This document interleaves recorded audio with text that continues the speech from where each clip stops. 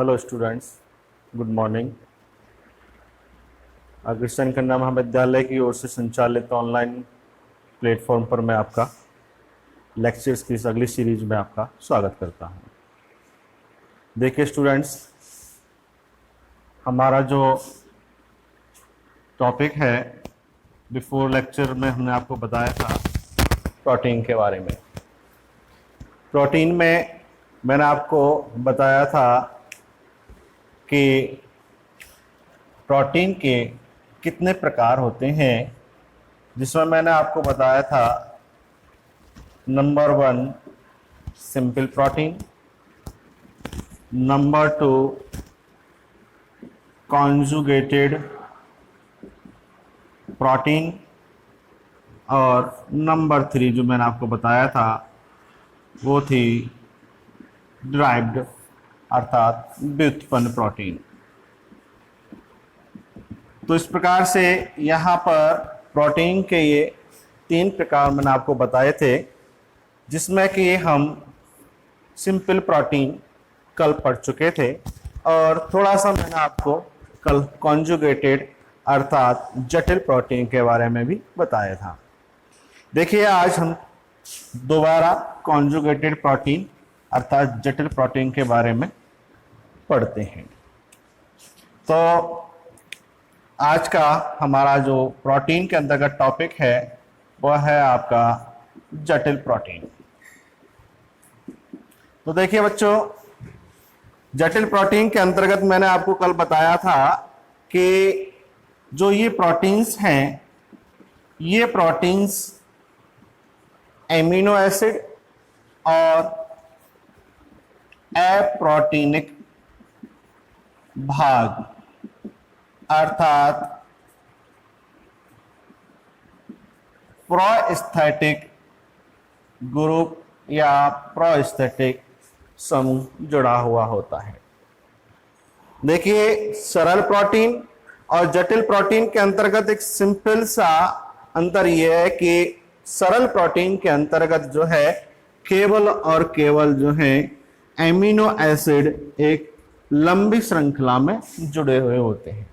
It means शुद्ध amino अम्लों के बनी होती हैं सिंपल प्रोटीन, जबकि जटिल प्रोटीन जो है उनके अंतर्गत एमिनो एसिड के साथ एक अन्य अप्रोटीनिक भाग, मतलब एमिनो एसिड के समान नहीं होता है, वो उसके अंतर्गत कोई धात्विक पदार्थ हो सकते हैं, कोई अन्य कार्बनिक यौगिक हो सकता है, वो अन्य कोई और समूह हो सकता है, जिसे हम क्या कहते हैं वहां पर बच्चों, अप्रोटीनिक भाग कहते हैं। इंग्लिश में कहते हैं उसको अपन प्रोस्थेटिक समूह।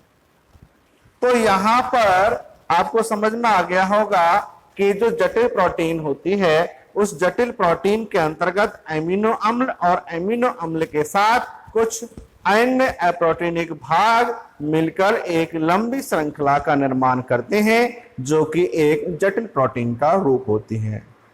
अब स्वाभाविक प्रक्रिया है कि यहां पर ये जो जटिल प्रोटीन होगी ये सरल प्रोटीन की तुलना में क्या होगी, इसकी संरचना भी जटिल होगी और ये पाचन में भी क्या होंगे, सरल प्रोटीन की तुलना में जटिल होंगे, अर्थात इनका आसानी से पाचन नहीं होगा। ठीक है, तो इसमें आगे हम बात करते हैं कि इस अप्रोटीनिक भाग की उपस्थिति के आधार पर यहां कुछ इनके प्रकार बताए गए हैं बच्चों।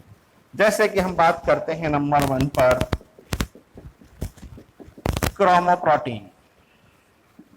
देखिए क्रोमोप्रोटीन, क्रोम का मतलब होता है वर्णक या रंजक, और प्रोटीन अपना प्रोटीन है ही। इट मींस वे प्रोटीन्स जिनके साथ में क्या जुड़ा हुआ हो, वर्णक जुड़ा हुआ हो, वो क्या होंगे बच्चों, क्रोमोप्रोटीन्स होंगे। एग्जाम्पल के तौर पर जैसे कि हीमोग्लोबिन,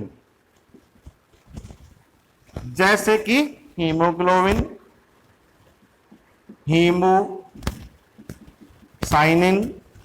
और जैसे कि साइटोक्रोम, ETC आदि। ये एग्जाम्पल हो गए किसके बच्चों?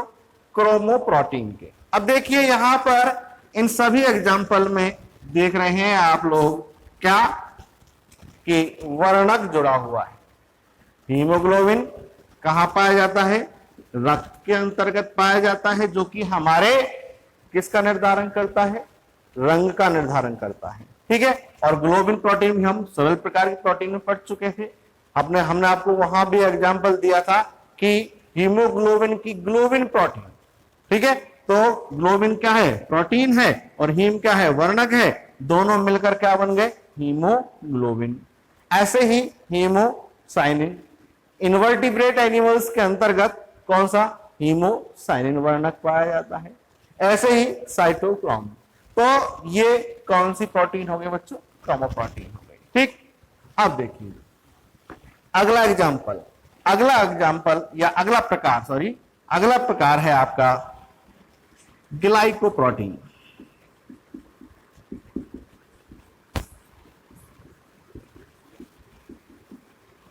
ग्लाइकोप्रोटीन, तो देखिए बच्चों क्या है ग्लाइको और protein. Glyco it means carbohydrate का कोई भी भाग। इट मींस क्या जुड़ा हुआ है बच्चों प्रोटीन के साथ में? कार्बोहाइड्रेट जुड़ा हुआ है। इट मींस कौन सी प्रोटीन हो गई वो? ग्लाइकोप्रोटीन। तो ग्लाइकोप्रोटीन का एग्जाम्पल है mucin.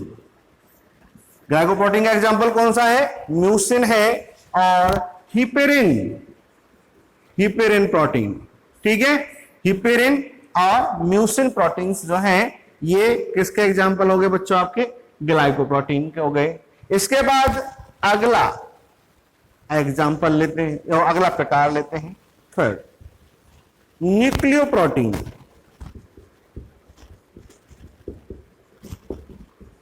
Nucleo it means nucleic अम्ल और प्रोटीन्स।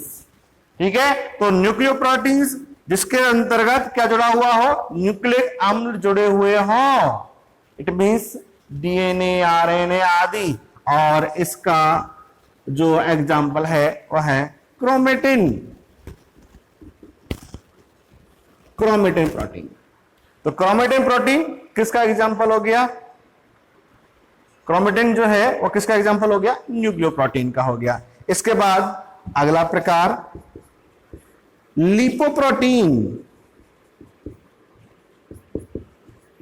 लिपो मतलब लिपिड। ठीक है। लिपो का मतलब लिपिड से मतलब वही लिपिड या वसा, और प्रोटीन। तो लिपिड और वसा मिलकर क्या बना रही है? लिपोप्रोटीन।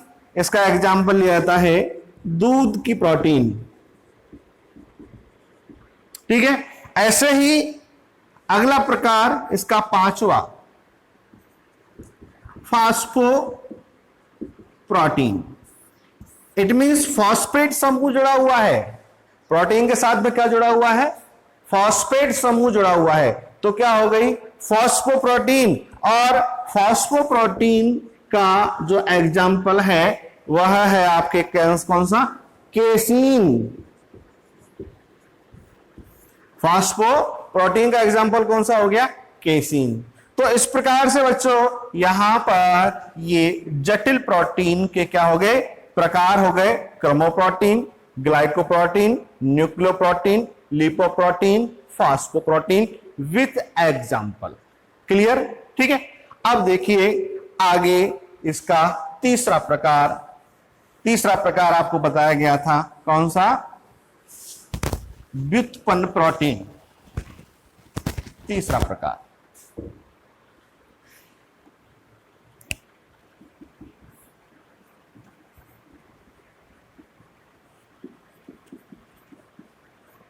इंग्लिश में डिराइव्ड व्युत्पन्न प्रोटीन। ठीक है बच्चों। अब देखिए व्युत्पन्न प्रोटीन, ये व्युत्पन्न प्रोटीन्स जो होती हैं बच्चों, ये सरल व जटिल प्रोटीन के जल अपघटन से निर्मित प्रोटीन होती हैं। व्युत्पन्न प्रोटीन जो होती हैं ये सरल व जटिल प्रोटीन्स के जल अपघटन या स्कंदन, एक और जोड़ देंगे, जल अपघटन या स्कंदन से निर्मित प्रोटीन होती है।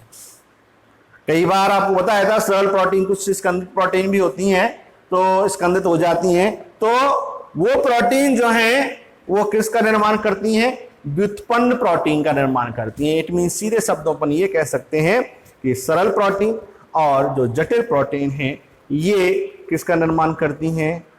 व्युत्पन्न प्रोटीन का निर्माण करती हैं। और ये प्रोटीन जो है ये एक तरह से अपूर्ण प्रोटीन होती हैं। क्या होती है बच्चों? ये अपूर्ण होती हैं, पूर्ण नहीं होती हैं। ठीक है, ये क्या होती हैं? अपूर्ण प्रोटीन होती हैं। एग्जाम्पल के तौर पर यहां हम लेते हैं जैसे कि मेटा प्रोटीन, या इसका सॉरी व्युत्पन्न प्रोटीन का एक क्या है प्रकार है आपके Meta protein. Meta protein, Meta protein के एग्जाम्पल हैं यहां पर पेप्टॉन्स, प्रोटियोजेज, ये क्या है? पाचन संबंधी एंजाइम्स हैं। पेप्टॉन्स और प्रोटियोजेज एंजाइम्स हैं जो कि हमारी एलिमेंट्री कैनाल के अंतर्गत मुख्यतः पाए जाते हैं। समझ में आई बात? इसके अलावा दूसरा प्रकार है इसका स्कंदित प्रोटीन। तो